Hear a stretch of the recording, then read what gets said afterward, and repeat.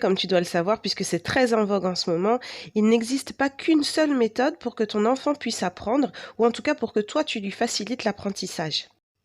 Tu as forcément entendu parler de la méthode Montessori, mais il existe aussi la méthode Freinet, la méthode Strender-Waldorf, la méthode De Crowley, la méthode Singapour. Il existe plein et plein de méthodes et durant les prochaines vidéos, je vais t'expliquer un petit peu plus de manière approfondie quelles sont-elles et ce que tu peux en ressortir dans l'apprentissage pour les enfants. Tout d'abord, voyons ce qu'est une pédagogie alternative, que tu peux également appeler éducation alternative ou éducation non traditionnelle. On va voir les points qu'ils ont en commun et ce qui donc peut permettre de les définir.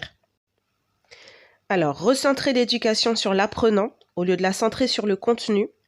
Rendre l'apprenant actif et le faire participer à l'élaboration de ses apprentissages. Favoriser l'autonomie. Développer la créativité et l'esprit artistique.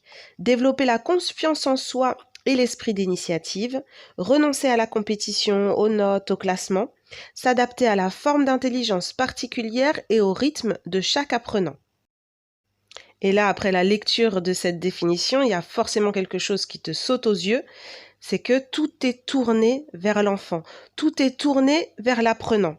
Contrairement au système scolaire classique de France, qui va être tourné vers l'instructeur, vers l'instituteur.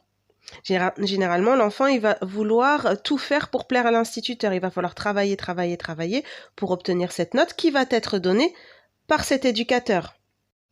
Et comme beaucoup, je pense que beaucoup sont comme moi, on apprenait donc pour obtenir cette note. Et une fois le contrôle passé, hop, tout ce que l'on a appris est sorti de notre tête. Avec les méthodes alternatives, l'approche est différente.